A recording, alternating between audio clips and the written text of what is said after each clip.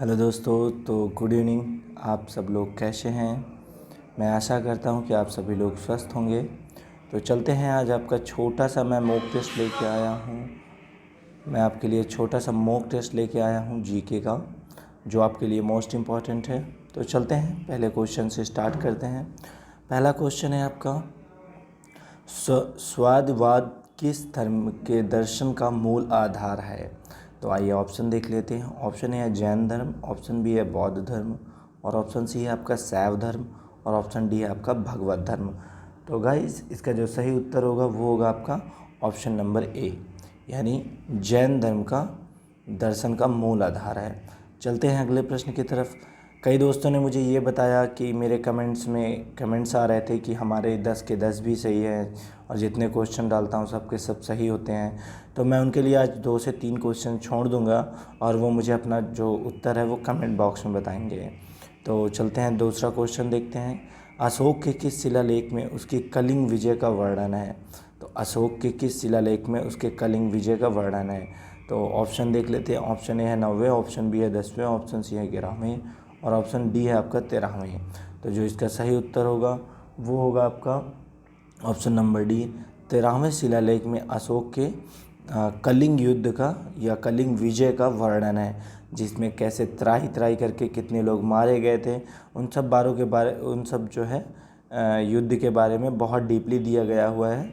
तो जिसकी वजह से इनका जो है हृदय परिवर्तन हुआ था। चलते हैं अगले प्रश्न की तरफ। अगला प्रश्न है आपका, सल्तनत कालीन किस सुल्तान ने सर्वप्रथम किसानों पर सिंचाई कर तथा ब्राह्मणों पर जजिया कर लगाया? तो आइए मैं आपको ऑप्शन देख लेता हूँ। ऑप्शन देखने के बाद मैं आपको सही उत्तर बताऊँगा। ऑप्शन ए है आपका अलाउद्दीन खिलजी, ऑप्शन बी है मोहम्मद बिन तुगलक, ऑप्शन सी है फिरोज तुगलक, और ऑप्शन डी है सिकंदर लोदी। तो गाइस, वो जो शासक था उस शासक का नाम मैं आपको बता दूं कि वो फिरोज शाह तुगलक था, यानी ऑप्शन नंबर सी था। इन्होंने ही सर्वप्रथम जो है सिंचाई कर ब्राह्मणों पर जजिया कर और किसानों पर सिंचाई कर लगाया था। चलते हैं अगले प्रश्न की तरफ। अगला प्रश्न आपका है, अब ऐसे प्रश्न आपके बहुत पूछे जाते हैं। मैं बता दूं आपका, किसी मंदिर का नाम दे दिया, जैसे मीनाक्षी मंदिर दे दिया, कोणार्क दे दिया, तो ऐसे और उनके स्थान पूछ लेते हैं। तो मीनाक्षी मंदिर कहाँ स्थित है? ऑप्शन ए देख लीजिए ग्वालियर, ऑप्शन बी है आपका कोणार्क, ऑप्शन सी है आपका चेन्नई, ऑप्शन डी है आपका मदुरई। तो इसका जो सही उत्तर होगा, अगर आप लोगों को पता है तो प्लीज़ आप कमेंट बॉक्स में मुझे फटाफट आंसर बता दें। अदरवाइज़ मैं आपको बता देता हूँ कि मदुरई में जो है मीनाक्षी मंदिर स्थित है। चलते हैं अगले प्रश्न की तरफ।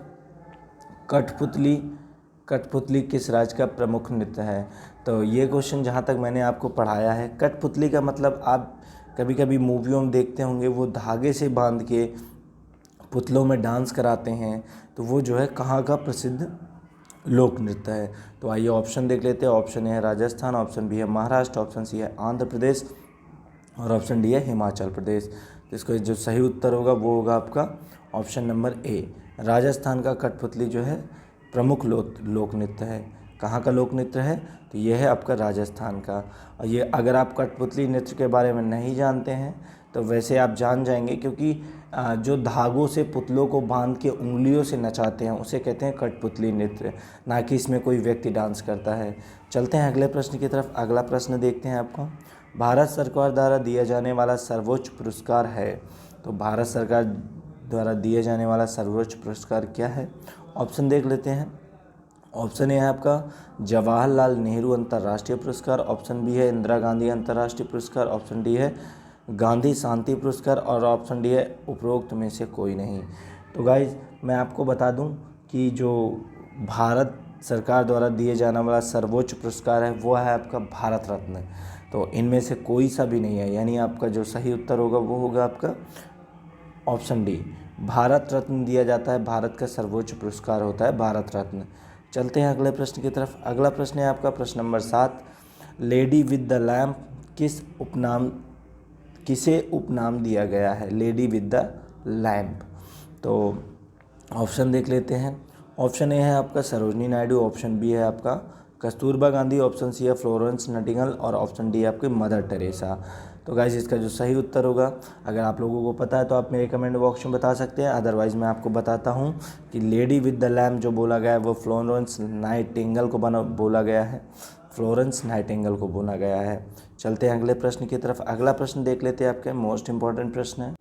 तो गाइज अगला प्रश्न आपका देखते हैं। अगला प्रश्न है, विश्व प्रसिद्ध खजुराहो का मंदिर किस राज्य में स्थित है। तो खजुराहो का मंदिर ये बहुत बहुत बहुत ही बार पूछा गया है और ये बहुत इंपॉर्टेंट है खजुराहो का मंदिर। तो ऑप्शन देख लेते हैं पहले। ऑप्शन ए है मध्य प्रदेश, ऑप्शन बी है महाराष्ट्र, ऑप्शन सी है जम्मू कश्मीर, ऑप्शन डी है आंध्र प्रदेश। तो इसका जो सही उत्तर होगा वो होगा आपका ऑप्शन नंबर ए, यानी मध्य प्रदेश। सॉरी, कौन सा होगा आपका ऑप्शन नंबर ए, यानी मध्य प्रदेश। खजुराहो का मंदिर कहाँ स्थित है, मध्य प्रदेश में। चलते हैं अगले प्रश्न की तरफ। अगला प्रश्न है आपका, निम्नलिखित में से किन पहाड़ियों पर उष्णकटिबंधीय सदाबहार वन पाए जाते हैं। तो सदाबहार वन आप समझते होंगे, सदाबहार वन के बारे में अगर देखा होगा या पढ़ा होगा या सुना होगा। जहाँ तक ये क्वेश्चन मैं एक बार और भी बता चुका हूँ आपको, तो आइए इस क्वेश्चन को रिपीट कर देता हूँ आपका।